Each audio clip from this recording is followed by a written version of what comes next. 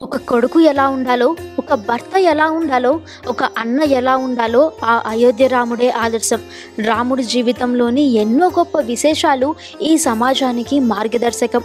ఒకే బాణం, ఒకే భార్య శ్రీరాముడి జీవితం. తండ్రి మాట కోసం 14 ఏళ్ళు అడవిలో వనవాసం చేసిన గొప్ప కొడుకు శ్రీరాముడు. అంత గొప్ప రాముడికి మనం గుడి కట్టి పూజించుకుంటాం. అయితే శ్రీరాముడు మనిషా, దేవుడా? రాముడు ఎప్పుడు పుట్టాడు? రాముడు ఇంతకీ భూమి మీద పాలన సాగించాడా? రాముడిని దేవుడిగా ఎందుకు పూజిస్తున్నారు? రామాయణానికి రుజువులేమిటి? ఈ వీడియోలో తెలుసుకుందాం. మన పెద్దలు చెబుతుంటారు, శ్రీరాముడిని ఒక్కసారి జపిస్తే కోటి పుణ్యాల ఫలితం వస్తుందని. ఒక వ్యక్తి మాటలు విని భార్యను అడవుల పాలు చేసిన రాముడు ఆదర్శ పురుషుడు ఎలా అయ్యాడు? బాలిని చెట్టు చాటు నుండి చంపిన రాముడిని దేవుడిగా ఎందుకు కొలుస్తున్నారు? అసలు రాముడు గొప్పతనం ఏంటి? ఒకసారి మనం తెలుసుకోవాలి. భారతదేశంలో ఆదర్శ పురుషుడు ఎవరంటే ముందుగా వచ్చే పేరు శ్రీరాముడు. రామరాజ్యం రావాలని, రాముడి లాంటి పాలకులు, లీడర్లు రావాలని మనం కోరుకుంటూ ఉంటాం. ఎందుకంటే శ్రీరాముడు ఆదర్శ పురుషుడు కాబట్టి. ఆయన లాంటి రాజ్యపాలన కావాలని ఆయన గురించి తెలిసిన ప్రతి ఒక్కరూ కోరుకుంటారు.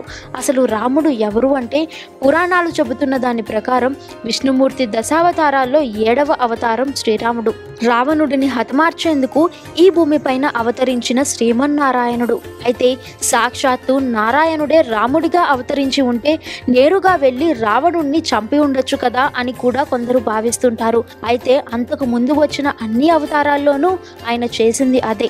మత్స్య, కూర్మ, వరాహ, నారసింహ, వామన అవతారాలన్నీ కొద్ది నిమిషాల్లో ముగిసినవే.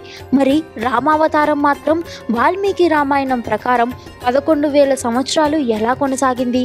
పురాణాల ప్రకారం అయితే విష్ణుమూర్తి అవతారాల్లో పూర్ణ మానవుడిగా అవతరించిన సందర్భం రాముడే. ఈ అవతారంలో రాముడు మనిషి జీవితంలో ఎలా ఉండాలో, ఎలా నడుచుకోవాలో చేసి చూపించాడు. అసలు రామాయణం ఎప్పుడు జరిగింది అన్నది చాలా మందికి అంతు చిక్కని ప్రశ్నగానే ఉండిపోయింది. ప్రస్తుతం మనం 28వ మహాయుగంలో ఉన్నాం. రామాయణం 26వ మహాయుగంలోని త్రేతాయుగంలో జరిగిందని వాల్మీకి తాను రాసిన రామాయణంలో ఉంది. ఒక మహాయుగం అంటే 4,32,000 సంవత్సరాలు. అంటే ఒక్కో యుగం 1,08,000 సంవత్సరాలు అన్నమాట. దీని ప్రకారం చూస్తే రామాయణం 10 లక్షల సంవత్సరాల క్రింద జరిగింది. రామాయణానికి సంబంధించిన రుజువులు ఎన్నో దొరికాయి. ఉత్తరప్రదేశ్లోని ఫైజాబాద్ జిల్లాలోని అయోధ్యలో రాముడి జన్మస్థలాన్ని విక్రమాదిత్యుడు కనుగొని గొప్ప ఆలయాన్ని నిర్మించాడు. రామాయణంలో పేర్కొన్న సరయూ నదీ తీరం, సాకేతపురి అన్నీ కనుగొన్నారు. లంకలో రావణాసురుడి ఆనవాళ్లు స్పష్టంగా లభించాయి. అన్నిటికీ మించి రాముడు లంకకు నిర్మించిన సేతువు ఇవాల్టికి 30 కిలోమీటర్ల మేర మనకు కనిపిస్తూనే ఉంటుంది. ఇవన్నీ మానవ నిర్మితాలని, ప్రపంచ అతి ప్రాచీన నాగరికతకు గుర్తులని ఇంటర్నేషనల్ సైంటిస్టులే గుర్తించారు. ఇక హంపి దగ్గర కిష్కింధలోను, తిరుమలలోని అంజనాద్రి పైన, నాసిక్, చిత్రకూటం ఇలా రాముడు అయోధ్య నుంచి లంక వరకు ప్రయాణించిన మార్గం అంతటా ఏవో ఒక గుర్తులు మనకు కనిపించాయి.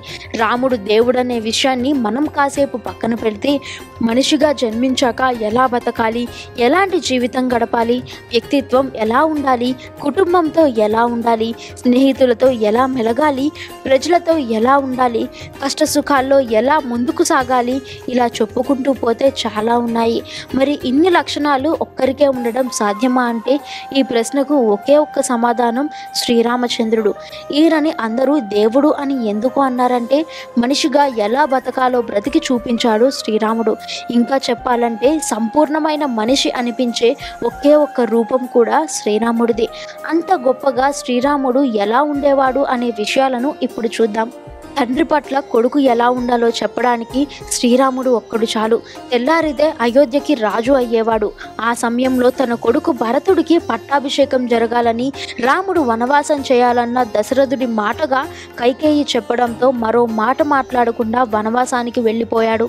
తండ్రి తనని చూడకుండా ఉండలేడని తెలిసినప్పటికీ కైకేయికి ఇచ్చిన మాట దశరథుడు నిలబెట్టుకోవాలంటే కైకేయి ఆదేశాలను పాటించాల్సిందే కదా. తండ్రిపై ఉన్న గౌరవంతో ఏమాత్రం మాట్లాడకుండా అడవులకు వెళ్ళిపోయాడు శ్రీరాముడు. ఒకే మాట, ఒకే బాణం, ఒకే భార్య. రాముడు ఏకపత్ని వ్రతుడు అంటారు. పెళ్లి అనే బంధానికి విలువ ఇచ్చి ఒకే స్త్రీతో జీవితం పంచుకోవడం ఈ రోజుల్లో ఎలా ఉందో ప్రత్యేకించి చెప్పనక్కర్లేదు. మరో స్త్రీతో సాంగత్యం ఉంటేనే కాదు, మరో స్త్రీ గురించి ఆలోచించినా కూడా తప్పే. ఇలాంటి లక్షణాలున్న వారు మన మధ్యన ఎంతమంది ఉంటారు? కానీ శ్రీరాముడు ఏకపత్ని వ్రతుడు అని మనకు తెలుసు. రాజుకు అహంకారం అనేది సహజంగా వచ్చే గుణం. అంటే గొప్ప స్థానంలోనో అధికారంలోనో ఉన్నవారు అహంకారాన్ని అలంకారంగా భావిస్తారు. స్థాయిని బట్టి సావాసాలు ఉండేలా చూసుకుంటారు. కానీ శ్రీరామచంద్రుడు అలా కాదు. రామయ్యకి ఎలాంటి భేదాలు లేవు. పడవ నడుపుకునే గుహుడుని గుండెలకు హత్తుకున్నాడు. అడవిలో ఉండే వానరరాజు సుగ్రీవునితో స్నేహం చేశాడు. బంగారు లేడి మాయలేడి ఎక్కడ ఉంటుంది? అది మాయలేడి అని తెలియదా? రాముడు దేవుడే కదా అనుకుంటారు కొందరు. నిజమే, కానీ రాముడు ఎప్పుడూ దేవుడిలా బతకలేదు, మనిషిలానే బతికాడు. అందుకే భార్య బంగారు లేడి కావాలని అడిగిన వెంటనే ఉన్నట్లుండి వెళ్ళాడు. నేటి తరానికి ఇక్కడ సందేశం ఏంటంటే, చుట్టూ అద్భుతంగా కనిపిస్తున్న ప్రపంచంలో మాయా మిథ్య అనేవి చాలా ఉన్నాయి. వాటిని గుర్తించకుండా పరుగులు తీస్తే ఆ తర్వాత బాధపడక తప్పదు. లంకలో ఉన్న సీతను తీసుకొచ్చేందుకు రాముడు వెళ్ళలేడా? మధ్యలో వానరుల సాయం ఎందుకు? ఎందుకంటే బంగారు పళ్ళానికైనా గోడ చేర్పు ఉండాలని చెబుతారు. ఎంత గొప్పవారైనా నిజమైన స్నేహితుడి సాయం ఉంటే అసాధ్యమైన సముద్రం లాంటి కష్టాలను దాటుకొని అవతలి తీరానికి చేరుకోవడం ఎంత మాత్రం కష్టం కాదని చెప్పడమే. ఎంత గొప్పవాడికైనా తన వెంట నమ్మకస్తుడుండాలి. రాముడికి హనుమంతుడిలా నమ్మిన బంటు అనే మాట అక్కడి నుంచే వచ్చింది. స్నేహితుడిని నమ్మడం సాధారణ విషయమే, మరి శత్రువుని నమ్మడం అయ్యే పనేనా? శత్రువైన రావణుడి తమ్ముడు విభీషణుడే వచ్చి శరణు కోరినా అనుమానించలేదు. శత్రువు తమ్ముడు కదా, ఏం ప్రమాదం ఉంటుందో అని ఆలోచించలేదా? అంటే శరణు అని వచ్చిన శత్రువునైనా హక్కున చేర్చుకోవాలన్న సందేశం అది. అదే సమయంలో రాముడిని ఎవరో అడిగారట, రావణుడిని చంపి లంకను ఇస్తా అని విభీషణుడికి మాట ఇచ్చావు కదా, మరి ఆ రావణుడే క్షమించమని వస్తే ఏం చేస్తావని. అప్పుడు రాముడు ఏం చెప్పాడంటే, అదే జరిగితే రావణుడికి నా అయోధ్య ఇచ్చేస్తా అని అన్నాడని పురాణాల్లో చెప్పబడింది. రాముడి గొప్పతనం గురించి ఇంతకన్నా ఏం చెప్తాం? తన భార్యని ఎత్తుకెళ్లిన శత్రువుని చంపేసే అవకాశం వచ్చినప్పుడు కూడా ప్రాణం తీయాలని అనుకోలేదు. ముందు ఓ అవకాశం ఇచ్చాడు. ఎందుకంటే శత్రువుని చంపడమే అసలైన శిక్ష కాదు. తన భార్య గురించి తనకు తెలియదా? ఎవరో ఏదో అన్నారని ఆమెని అడవుల్లో వదిలేయాలా? అంటే రాజుగా ప్రజల మాటల్ని పరిగణలోకి తీసుకోవాల్సిన అవసరం ఉంది. అందుకే రాజ్య ప్రజలు మాటను గౌరవించాడు. భార్యకి దూరంగా ఉన్నాడు. అది సీతపై అనుమానం కాదు, నిజమేంటో లోకానికి తెలియాలి కదా అని చెబుతారు. రాముడు గొప్పతనం గురించి ఎంత చెప్పినా తక్కువే. అయితే రామాయణం నిజం కాదని, కల్పితమని కొందరు వాదిస్తుంటారు. రాముడు నిజంగానే భూమి మీద నివసించాడా అనే దానికి సైంటిస్టులు ఏం చెప్తున్నారో ఇప్పుడు తెలుసుకుందాం. భారతీయ రెవెన్యూ సర్వీస్లో ఉన్నతాధికారులుగా పనిచేస్తున్న ఇద్దరు పురాణాలని, జ్యోతిష్యాన్ని, ఖగోళ శాస్త్రాన్ని దృష్టిలో ఉంచుకొని శ్రీరాముని జన్మ సమయాన్ని ప్రకటించారు. అలాగే మహాభారత యుద్ధం ఏ సంవత్సరంలో జరిగింది? అశోకవనంలో సీతను హనుమంతుడు ఎప్పుడు కలిశాడు? ఈ తేదీలు, సంవత్సరాలు, సమయం మన పురాణాల ప్రకారం కొన్ని చెప్పుకుంటూనే ఉన్నాం. అయితే సైంటిఫిక్గా కూడా కొన్ని తేదీలు నిజమని తేలాయి. ఇన్స్టిట్యూట్ ఆఫ్ సైంటిఫిక్ రీసెర్చ్ మాత్రం ఈ తేదీలను ఖచ్చితంగా చెప్పగలమంటోంది. వారు చెప్పిన దాని ప్రకారం శ్రీరాముడు జన్మించింది క్రీస్తు పూర్వం 5114వ సంవత్సరం జనవరి 10, 12:05 మహాభారత యుద్ధం ప్రారంభమైన సంవత్సరం క్రీస్తు పూర్వం 3139 అక్టోబర్ 13. రావణుడు అపహరించుకుపోయిన సీతాదేవిని అశోకవనంలో హనుమంతుడు కలిసింది క్రీస్తు పూర్వం 5076 సెప్టెంబర్ 12వ తేదీన అని ఇన్స్టిట్యూట్ ఆఫ్ సైంటిఫిక్ రీసెర్చ్ చెబుతోంది.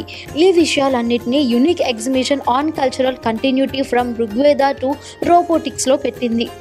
శ్రీరాముని జన్మ సమయం గురించి పరిశోధన చేసేందుకు పుష్కర్ భట్నాగర్ అమెరికా నుంచి ప్లానటోరియం అనే సాఫ్ట్వేర్ను కొన్నారు. ఈ సాఫ్ట్వేర్ సాయంతో ఏ రోజున గ్రహగతులు ఎలా ఉన్నాయో తెలుసుకోవచ్చట. శ్రీరాముడు పుట్టిన సమయంలో గ్రహాల స్థితి ఎలా ఉందో వాల్మీకి బాలకాండలో వర్ణించారు.